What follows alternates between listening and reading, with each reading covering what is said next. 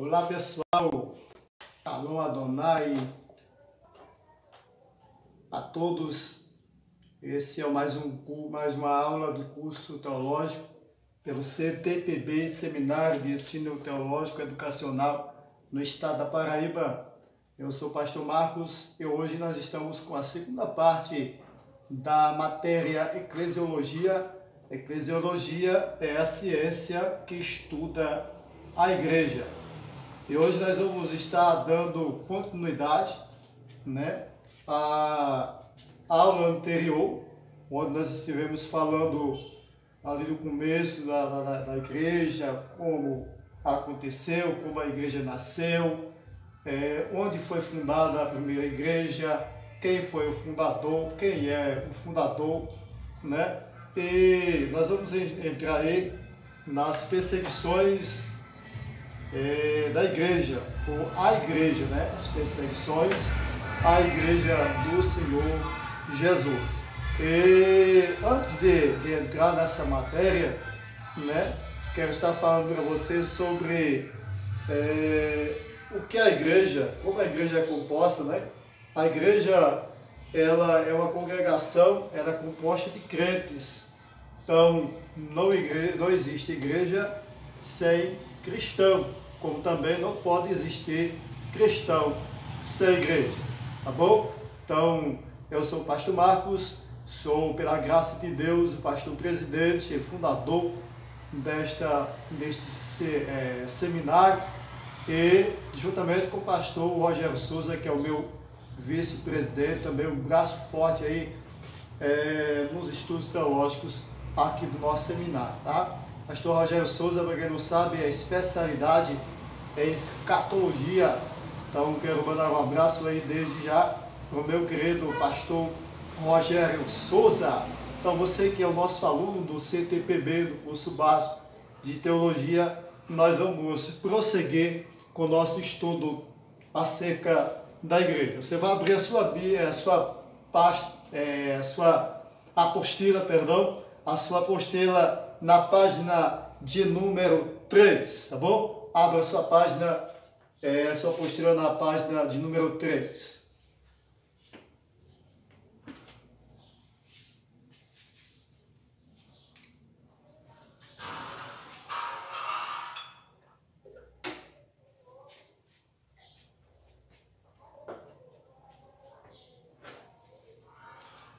Pois é isso aí. Nós vamos dar continuidade. Nós vamos falar sobre a igreja perseguida.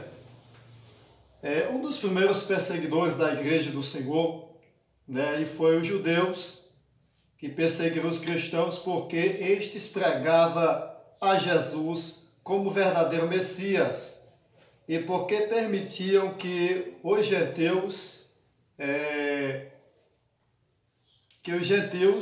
eles participassem da igreja sem serem circuncidados.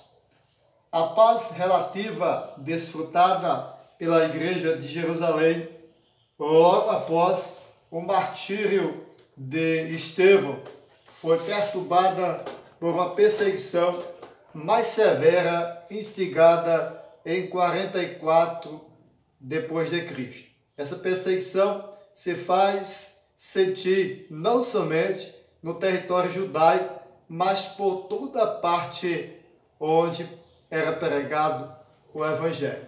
Então essa primeira perseguição, ela partiu dos judeus. Os judeus, como nós sabemos, nós somos bem conhecedores das Escrituras, que os judeus não convertidos, eles ainda esperam o Messias, eles estão na esperança de um Messias que vai descer num cavalo branco, e vai descer com espada, vai descer com exército e vai destruir os seus inimigos pelo braço forte. Mas nós sabemos que a maior guerra que Cristo venceu por nós foi o pecado e nos dá o direito de sermos chamados filhos de Deus e participarmos da salvação. Então, aqui eles perseguiram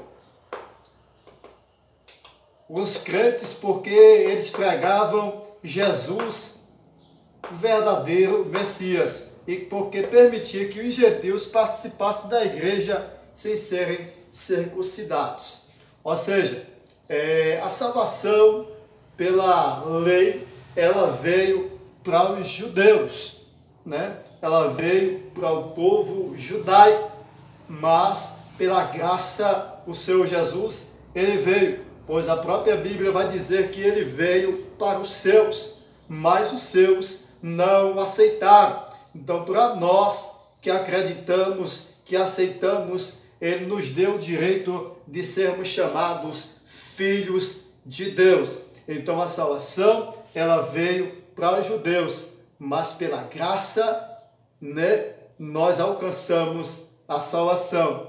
Ou seja, a paz relativa desfrutada pela igreja de Jerusalém logo foi, após o martírio de Estevão, foi perturbada por uma perseguição mais severa instigada depois de Cristo aí em 44. Essa perseguição se faz sentir não somente no território judaico, mas toda a parte onde era pregado o Evangelho. Ou seja, essa perseguição não foi uma perseguição local, não é uma perseguição na cidade, nem só no território judaico, mas por onde se passava alguém falando do nome de Jesus, logo atrás vinha a perseguição para matar, porque o desejo de Satanás, desde o início, meu querido, a vontade do diabo, desde o início, é que o conhecimento ele não chegue ao coração do ser humano. Por quê? Se o conhecimento chega ao coração do ser humano, logo junto com o conhecimento da palavra, com a palavra pregada, vem o Espírito Santo sobre a pessoa. E também junto com o Espírito Santo vem o arrependimento dos seus pecados. Junto com o arrependimento vem aí a conversão da pessoa, também alcançada aí pela graça do Espírito Santo.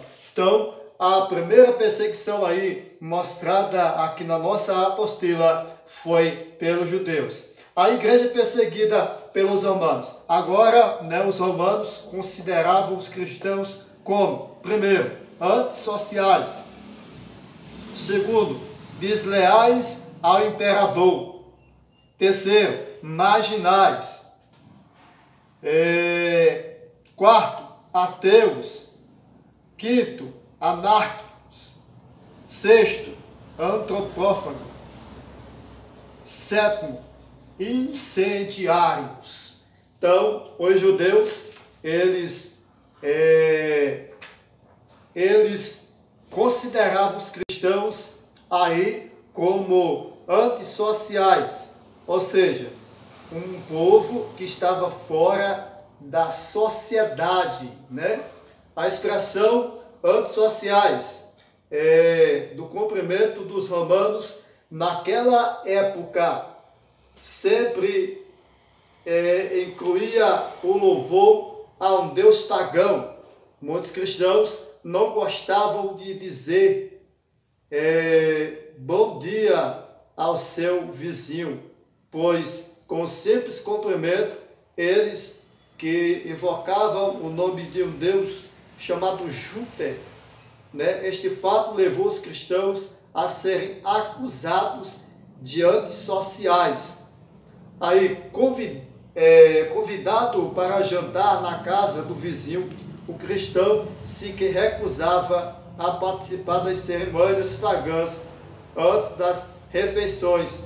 Para os romanos, esta era mais uma prova de que os cristãos eram contra a sociedade. Olha só, os romanos, eles achavam, eles tinham os cristãos como antissociais, pelo fato dos cristãos não se unir, ou seja, não participar com os romanos ali das suas cerimônias, porque o cumprimento do cristão é a paz do Senhor Jesus, a paz do Senhor Jesus, irmãos, a paz, Deus seja convosco, esta é a salvação. Então, os romanos, eles achavam que o povo de Deus era antissocial, não queria amizade com na sociedade. Então, todos os cristãos eram antissociais. Desleais ao imperador. O imperador romano era considerado divino. Os cristãos recusavam-se a reconhecê-lo como divino. Por isso, eles foram acusados de serem desleais ao imperador. Os outros povos adoravam ao seu Deus, aos seus deuses e ao imperador. Então, o cristão, nós sabemos que o cristão é um Deus, né? Que é acima de todas as coisas. Então, quando vem o conhecimento de Deus para as nossas vidas, nós não conseguimos mais compactuar com o pecado, compactuar com o que é errado, porque o Espírito Santo, ele não nos deixa se envolver com as coisas erradas dessa vida. Uma vez conhecendo a verdade ela nos liberta, porque a própria Bíblia diz que conhecereis a verdade e a verdade vos libertará. Aí a palavra também vai dizer que se o Filho vos libertar, verdadeiramente nós somos livres. Paulo escreve também dizendo que quem está em Cristo, nova criatura é. Não tem porque está se envolvendo com coisas que não agradam a Deus. Então, o crente, ele não se envolve com essas coisas, não é porque ele é santo do que os outros, é porque ele é diferente dos outros. O que nos faz diferente das pessoas é a nossa forma, a nossa maneira de falar, a nossa maneira de responder, a nossa maneira de andar, a nossa maneira de adorar, a nossa maneira de buscar a Deus. Então, essa é a nossa maneira, é a coisa que nos deixa diferente. Ok?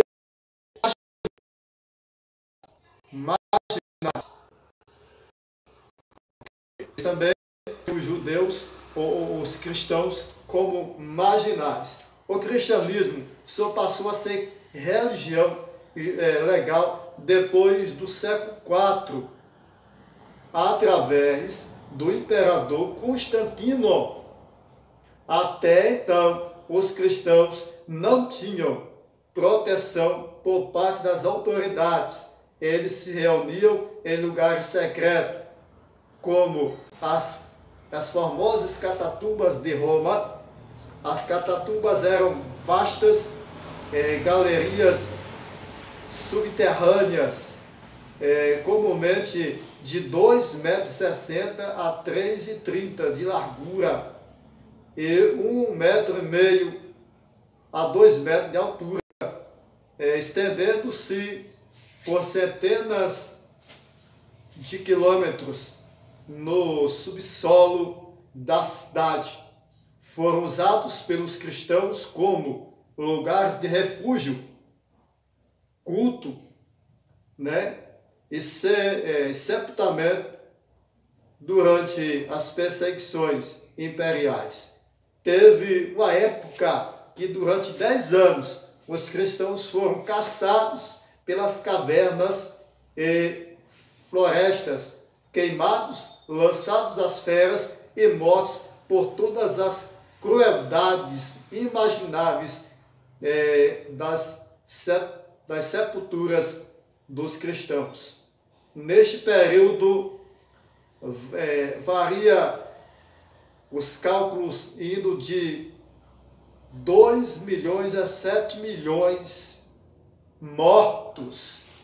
Ou seja, nessa época, nesse tempo, os cristãos, eles foram perseguidos de uma forma tão terrível, porque eles não tinham a proteção das autoridades. Ser cristão, naquela época, era ser um marginal. Você já pensou? Um marginal? Uma pessoa que é perseguida, né? É incriminada, mesmo sem ter um crime.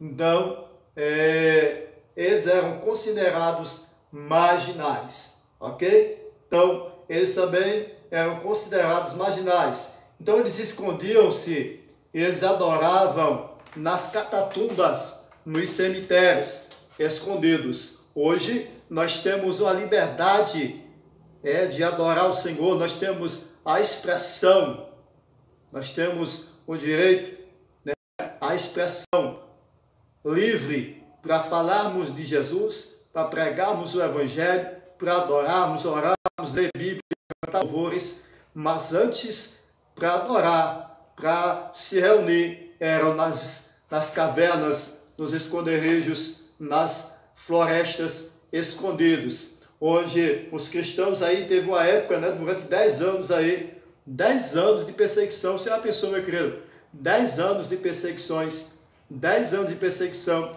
que levou os cristãos a se esconderem em cavernas, a ser caçado pelas feras das cavernas.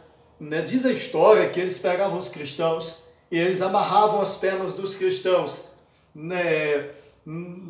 no cavalo, e eles montavam no cavalo e saíam correndo com o cavalo em alta velocidade, ali dilacerando o corpo dos cristãos. Outros cristãos apanhavam até a morte. Outros cristãos eram lançados para as feras para lutar contra os leões. Para lutar contra os leões famintos. Eles deixavam os seus leões ali durante dias, só tomando água, sem comer carne, sem comer nada.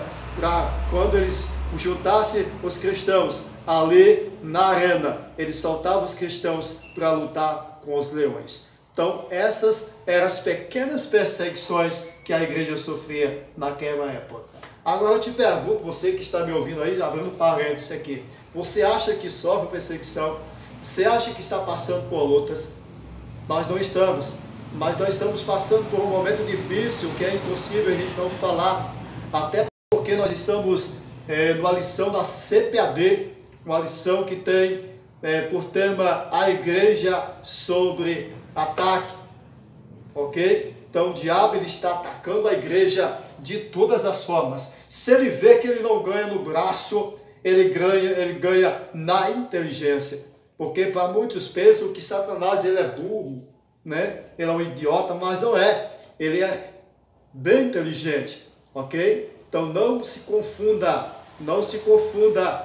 com as coisas, tá bom? Então,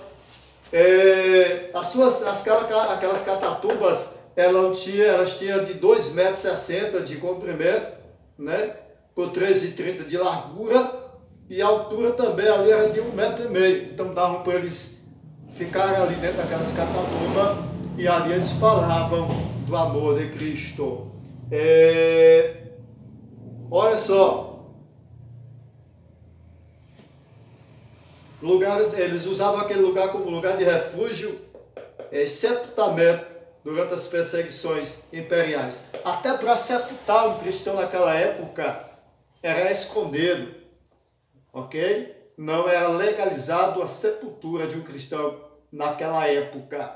Escute, uma época de quase 10 anos, os cristãos foram caçados pelas cavernas, florestas, queimados, lançados às feras e mortos por todas as crueldades, cerrados ao meio, espadas cortando.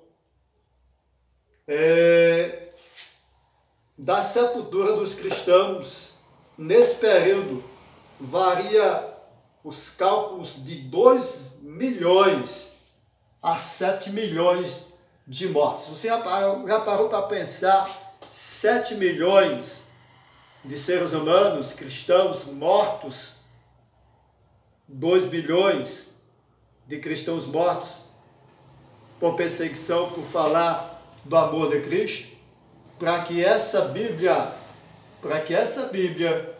ela chegasse até a minha pessoa e a sua. É por isso que eu costumo dizer, o pastor Rogério Souza sabe disso, quando eu estou dando aula sobre bibliologia, eu costumo dizer que a Bíblia ela não é tapete para você colocar no chão, ok? A Bíblia não é tamborete para você sentar. A Bíblia não é um objeto qualquer que você chega do culto e joga lá como se estivesse jogando qualquer coisa. Joga o teu celular. joga o seu celular, mas não joga as Escrituras. Para essa Bíblia chegar até nós, muitas cabeças rolaram. Para essa Bíblia chegar até nós, muito sangue foi derramado, muitas vidas foram ceifadas, muitas pessoas perseguidas, se escondendo para manter, para sustentar as Escrituras vivas. Então, tenha mais respeito pela sua Bíblia, tá? Tenha mais respeito, tenha mais zelo, cuide dela como se ela fosse o seu bem maior aqui na terra, porque no céu é Deus, mas aqui na terra é a palavra, porque quem não conserva a palavra de Deus não tem respeito pela palavra. Quem não respeita a palavra não tem um pingo, né? Não tem respeito nenhum pelo Deus da palavra, tá bom? Então, eles também consideravam os cristãos como ateus, né? Como alguém, quando alguém se convertia a Cristo, a primeira coisa imediata era destruir os seus ídolos. Os cristãos tentavam explicar o verdadeiro Deus, que o verdadeiro Deus era invisível, mas os romanos insistiam em que qualquer pessoa que não tivesse nenhum ídolo em sua casa era ateu. Então, naquela época, eles consideravam os cristãos como ateu pelo fato dos cristãos não terem ídolos. Eles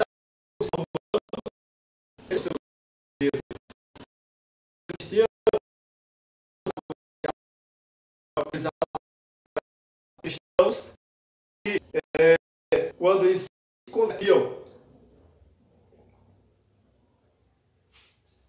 ao cristianismo, eles eram considerados como ateus pelo fato deles largarem, deixarem de lado os seus ídolos. Então, eles insistiam, né? Os cristãos insistiam em dizer que o Deus que eles adoravam era um Deus invisível, mas real. Tá bom? Então, eles eram chamados também anárquicos. O que é isso, pastor? Anárquicos. Cristãos, por falta de proteção por parte das autoridades constituídas, se reuniam secretamente à noite e se mantinham afastados da sociedade comum. Eram acusados e caluniados pelos romanos de anárquicos, imorais e toda sorte de libertinagem. Ou seja, durante a noite eles se escondiam. Durante a noite eles se escondiam. Eles se escondiam porque se eles fossem pegos na sociedade, eles seriam mortos, porque eles não tinham proteção da justiça aqui, porque naquela época as autoridades eram romanas. Eram romanas, ok? Então eles se escondiam nos matos, nas florestas, né? Em lugares secretos, e mantinham-se afastados da sociedade comum, porque eles eram acusados de caluniadores, e eram acusados, caluniados pelos romanos, e também anárquicos, imorais, e toda sorte de libertinagem eles diziam que os cristãos tinham. Antropófago. O que é isso, pastor? Antropófago. Ou nome esquisito. Na verdade antropófago era acusação frequente de canibalismo contra eles. Levantavam-se e davam-se uma falta de compreensão da doutrina cristã, da presença de Cristo na Santa Ceia. Quem não come do meu corpo e não bebe do meu sangue, não é digno de mim. E a licenciosidade ao fato desse ofício ser celebrado secretamente à noite, Ou seja, não é a carne humana que os crentes comiam, né? É a carne humana.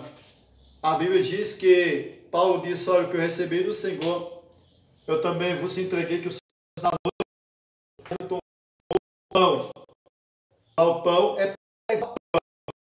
E dando graça, o partiu. E disse, esse é o meu corpo, que é partido por vós. Semelhantemente, depois já pegou o suco e disse, esse é o sangue da nova aliança, que será, esse é o símbolo da nova aliança que será feita através do meu sangue. Então, não é carne, não é sangue que a gente come nem bebe.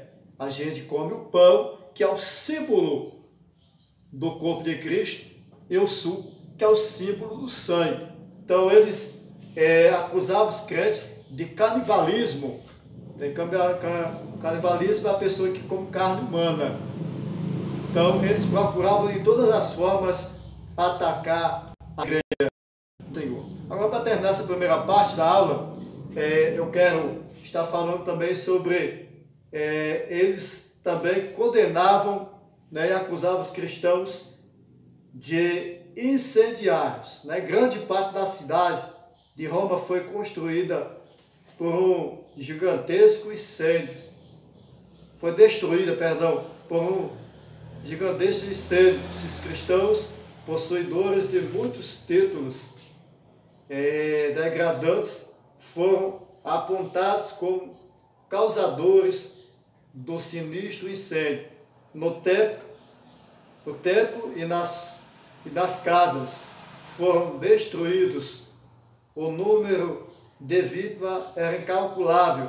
Muitos cristãos foram presos e condenados sumariamente. Para os cristãos incendiar estava a fogueira, a espada e a cruz, e feras, forcas e prisões e outras perseguições horríveis. Ora, nós sabemos, quem conhece a história sabe muito bem, né? Quem conhece a história sabe muito bem, que nós vamos aprender aqui para frente. Quem incendiou aqui em Roma não foram os cristãos, ok? Quem incendiou não foram os cristãos. Eu não vou falar agora porque não vai caber, né? Mas nós vamos aqui aprender sobre quem foi que incendiou a cidade de Roma. Mas nós vamos aprender aqui na frente, porque já é o próximo passo aqui.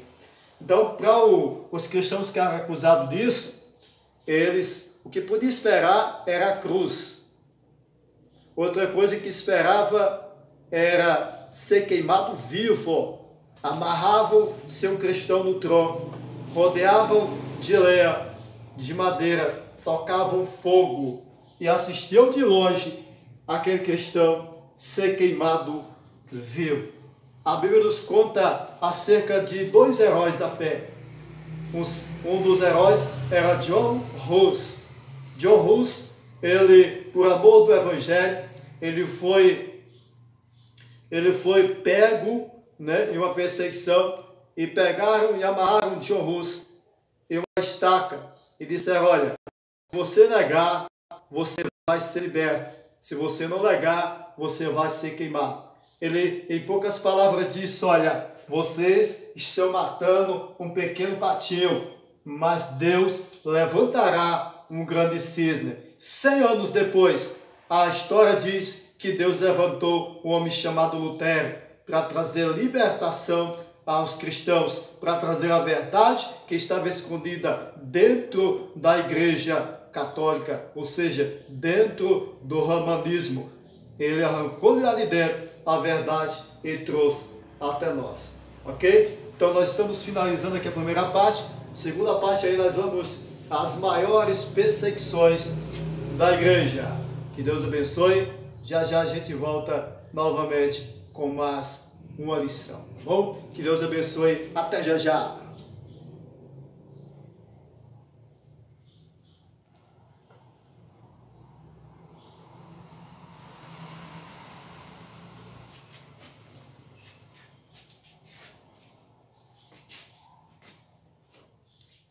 Irmãos, vamos prosseguir, né? vamos prosseguir, já que eu não consegui parar aqui o vídeo. Eu estou fazendo ao vivo, então vou tomar um pouco d'água enquanto você se prepara aí, tá bom? Se preparando, nós vamos entrar aí na página de número 3 ainda, ok? As maiores perseguições da igreja.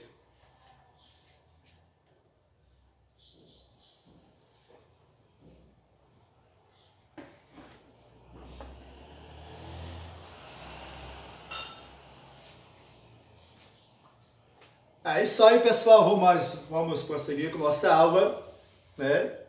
Nossa aula aí, Eclesiologia, a doutrina que estuda a igreja, ok?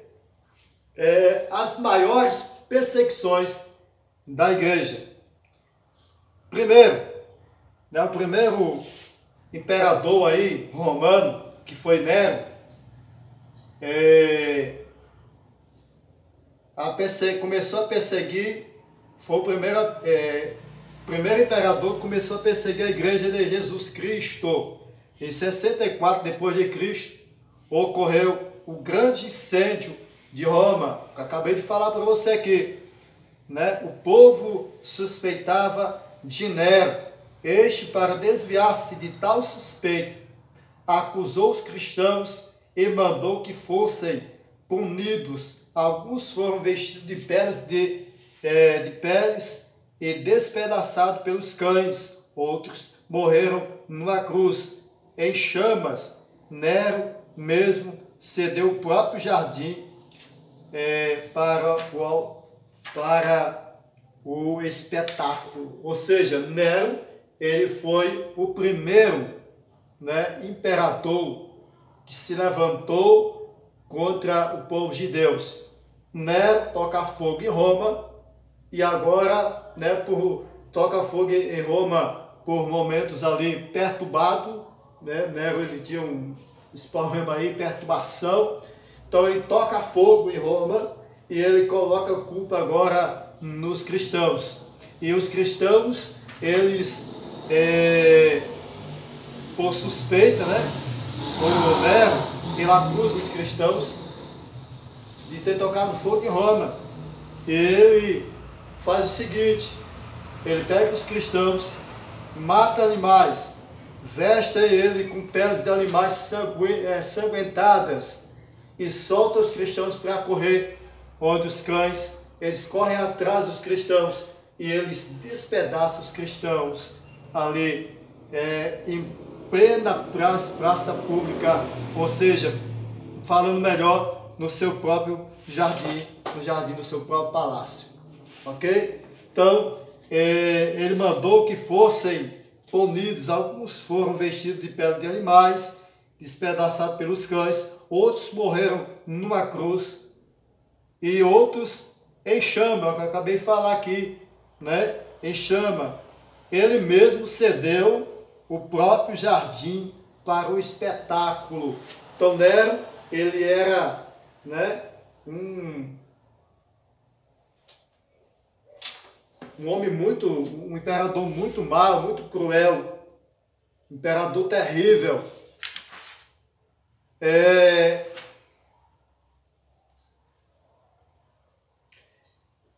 E também aqui diz, né, tomou mais, fosse punidos a morte, se tornou mais cruel pelo escárnio. Olha só, o povo suspeitava que Nero fosse, né, para desviar-se de suspeita, acusou os cristãos e mandou que fossem punidos a morte.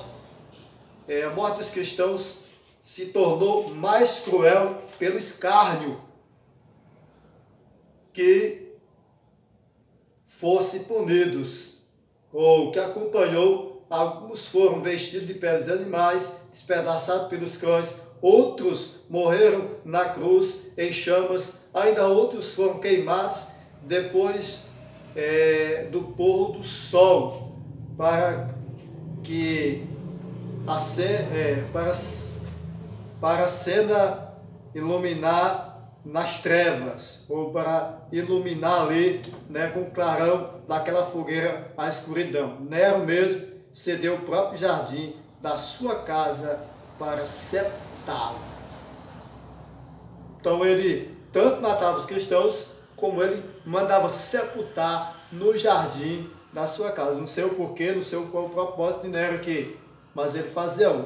Então, vamos para o segundo aí. Segundo imperador que perseguiu a igreja, nas maiores perseguições da igreja, nós vamos ver aí, Décio.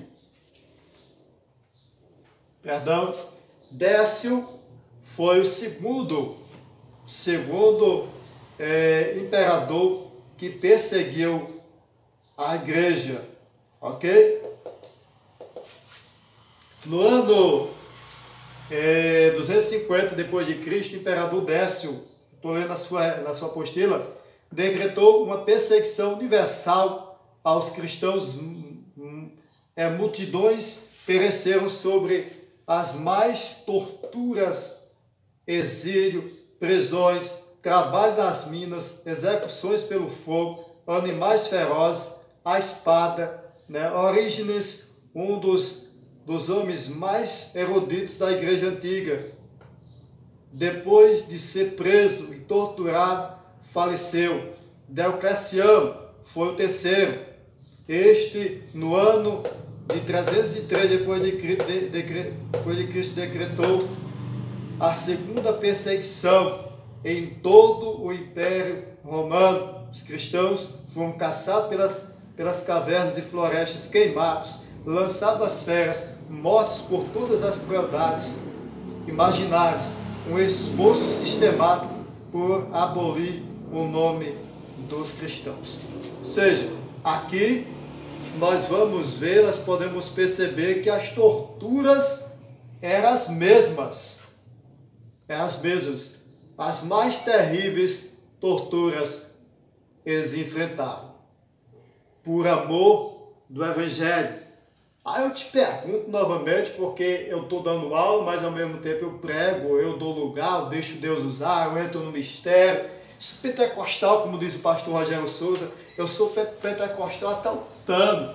Ou seja, nem tutando os ossos eu tenho, porque eu sou pentecostal, o fogo de Jeová já derreteu tudo. Eu não tenho mais tutano de gordura dos meus ossos, eu tenho azeite do céu. Eu te pergunto, qual é a perseguição que você está enfrentando, meu querido? Qual é a luta que você está enfrentando? Qual é a perseguição que você está enfrentando? Que perseguição é essa, que você às vezes perde a noite de sono pensando naquilo, naquela conta que vai pagar amanhã, naquele vizinho que se levantou contra você, naquele irmão que está falando mal de você, naquele irmão que não está gostando da sua mensagem, aquele irmão que olhou com a cara feia para você porque você estava louvando um louvor que ele não gosta. Isso não é perseguição. Isso é uma coisa que a gente enfrenta todos os dias em oração. O próprio Jesus, ele disse, olha, no mundo tereis aflição. Então ele não deixou seus discípulos enganados. Jesus disse, olha, no mundo tereis aflições. Aflição não é uma guerrinha ou qualquer aflição. Aflição é quando você se vê em um buraco sem saída.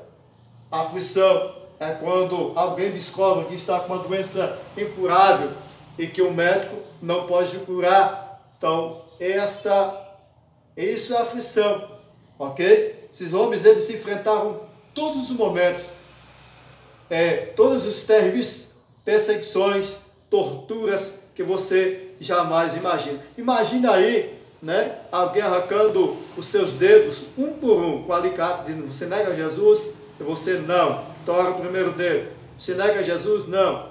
Tora o segundo. Você nega Jesus? Não. Terceiro, quarto, quinto, e aí vai. Quando terminam os seus dedos das mãos, eles agora passam para os dedos dos pés.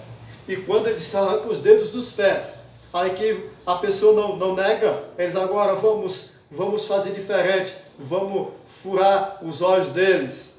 Aí furavam-se os olhos.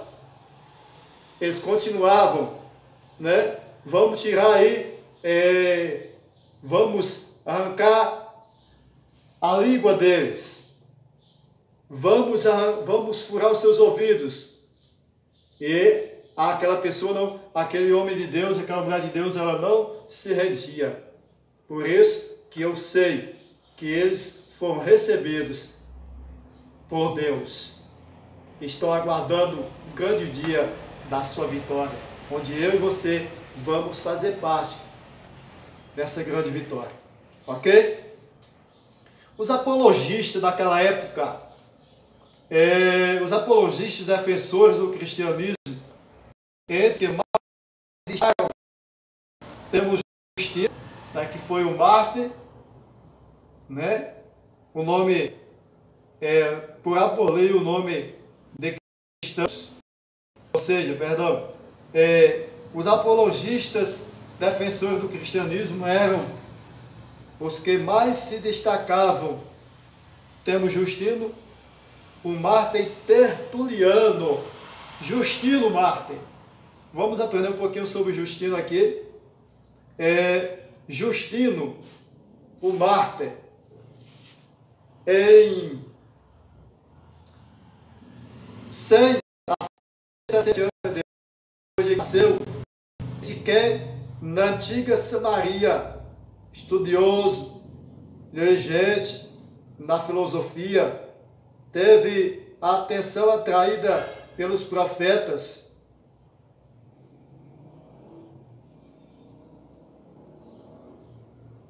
Estou lendo aqui na minha apostila, ok, gente? Daqui a pouco eu volto para a apostila de vocês.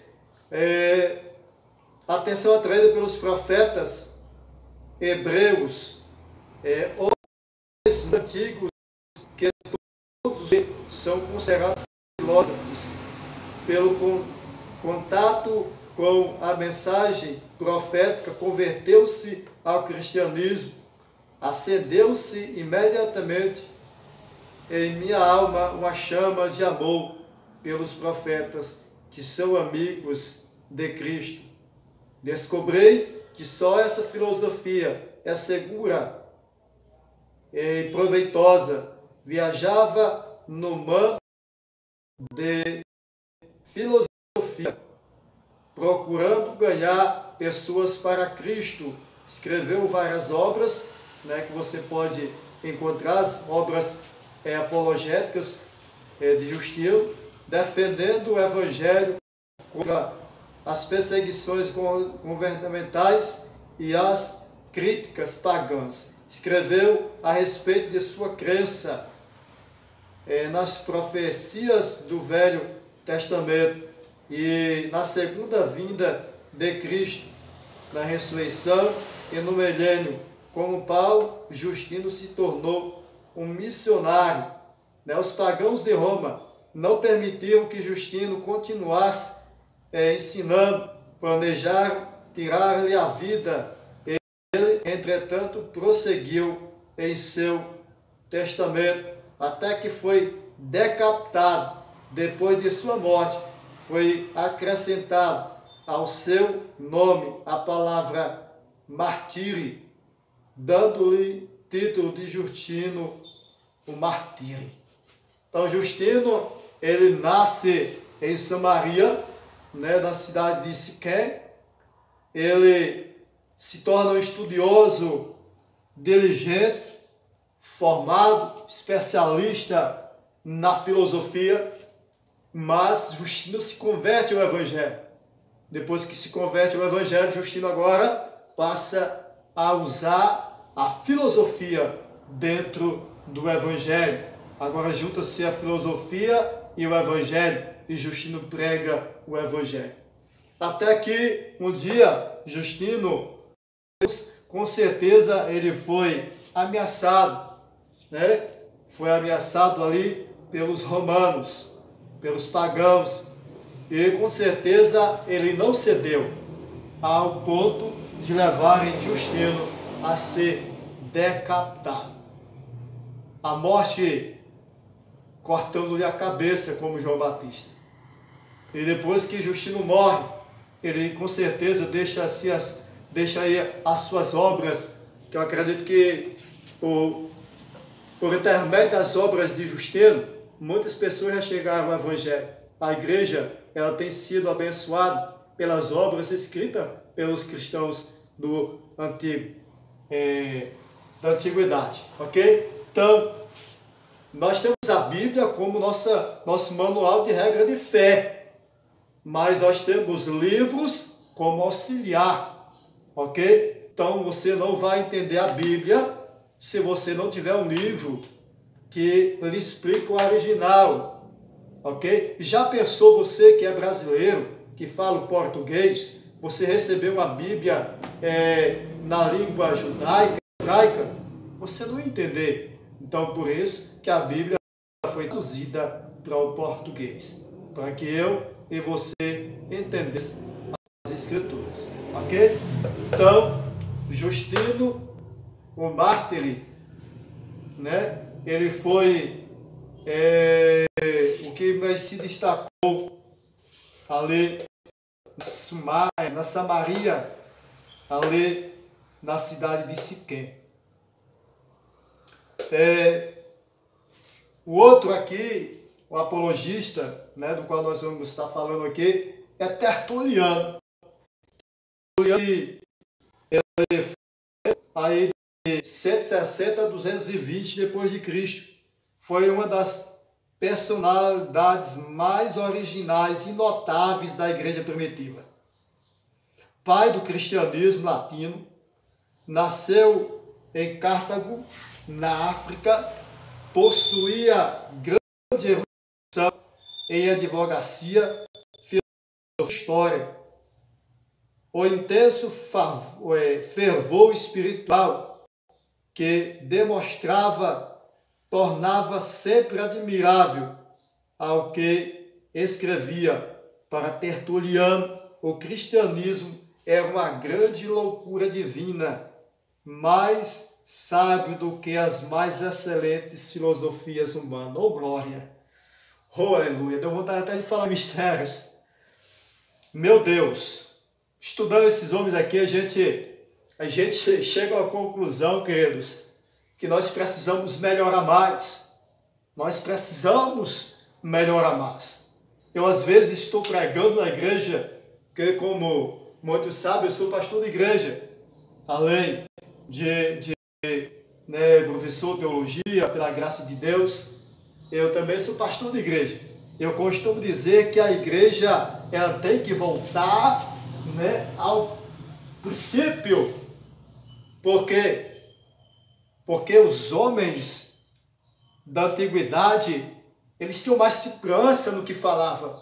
Olha só, o Tertuliano, ele foi uma das personalidades mais originais e notáveis da igreja primitiva.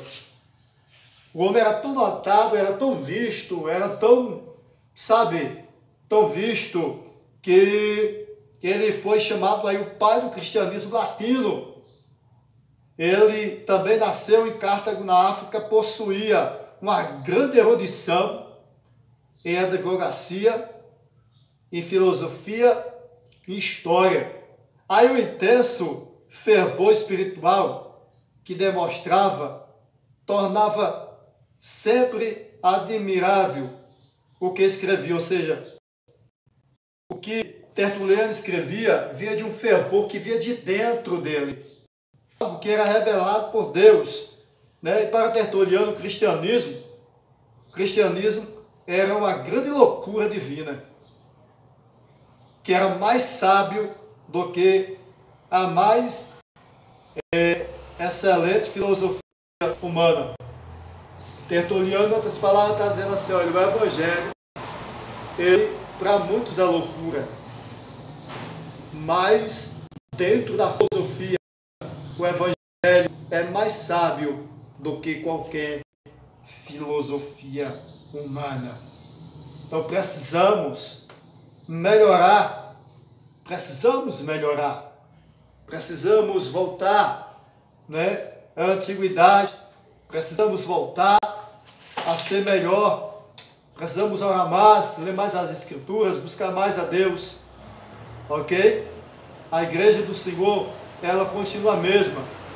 O homem é que tem mudado, o homem é que tem voltado atrás, ok? Vamos aqui para as heresias. Os gnósticos ensinavam que a matéria é má. Por isso negava que Cristo fosse tido um corpo material.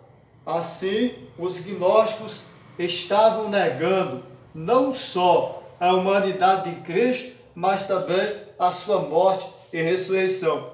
O gnosticismo, que é uma seita miserável, é uma heresia infeliz, ok? Eles chegou ao ápice de sua influência entre os anos 135 a 160 depois de Cristo. Só para você ver que essas heresias não nasceram ontem, tá? Não nasceram ontem essas heresias. É por isso que a gente tem que ter muito cuidado, porque eles vêm de muito tempo, ok? O gnosticismo é a tradição cristã atribuída a Simão, o mágico. A função do gnosticismo cristão era geral. As seitas gnósticas dividiam os homens em grupos, os espirituais, os materiais. No tempo dos apóstolos já existia o gnosticismo, só que não eram conhecidos como este nome, né? A epístola de Paulo aos Colossenses é uma verdadeira apologia contra o gnosticismo, só que não era conhecido com este nome. A epístola aos Colossenses é uma verdadeira apologia contra o gnosticismo. O gnosticismo, ele ensina que a matéria é má, o nosso corpo é mau, que o nosso corpo, ele é mau, ok?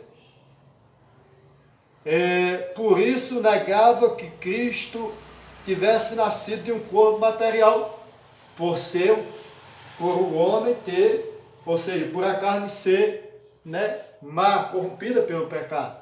Então eles acreditavam que Jesus jamais ia nascer em um corpo humano. Só que Jesus, ele nasceu, né, ele se tornou carne, habitou entre nós, mas a Bíblia vai dizer que ele não pecou. Ele não se corrompeu. Então, o problema está em se corromper. Não é nascer humano, é se corromper, ok? Então, eles falando isso, eles estavam negando ali tanto que Cristo, não só a humanidade de Cristo, que Cristo foi humano, e ao mesmo tempo Deus, e ao mesmo tempo humano, mas também a sua morte e ressurreição, porque só morre quem vive, ok? Então eles negavam, eles diziam que o corpo era mau, né? Que a carne era má, que a matéria para nós prestava, né? E naquela época de Paulo já existia o gnosticismo. Então não vem de hoje essa heresia, tá bom? Você vai aprender mais para frente no médio, curso médio, curso bacharelado. Então, o monatenismo foi um movimento de origem puramente cristã, Montano decidiu protestar contra o mundanismo que estava solapando o vigor da vida abundante e as manifestações do Espírito Santo. A história registra certos exageros e extravagâncias de grupos fanáticos que constituíram um verdadeiro abuso na aplicação dos dons espirituais que receberam. Temos as duas profetisas, Priscila e Maximília, que se proclamando porta-voz do Espírito Santo, afirmando então que estava próximo o fim do mundo e preste a ser estabelecida na Frígida uma nova Jerusalém. Então, o monoteísmo foi um movimento, né, de origem puramente cristã, né, puramente cristã, Montano, que foi um protestante, né, que decidiu protestar contra o mundanismo, que estava solapando o vigor da vida abundante e as manifestações do Espírito Santo. Só que aqui a história resiste que eu vi exageros terríveis. Então essa seita ela também não é de hoje, ok? Então nós temos que tudo que a gente for fazer a gente tem que ter base bíblica. Não é do jeito que eu quero. A Bíblia está dizendo que assim, mas eu quero fazer assim. Não, você vai fazer como a Bíblia está mandando. É a Bíblia que é a regra. Nossa regra de fé, nosso manual de fé, né? Nossa estrada de partida. Ok? Então, o marcionismo, para a gente terminar essa aula, ok? Uma hora de aula aí para vocês, tá bom? Uma hora de aula. E depois nós vamos aí estar estudando os pais da igreja. Os pais da igreja. E depois aí nós vamos ter os concílios da igreja, tá bom?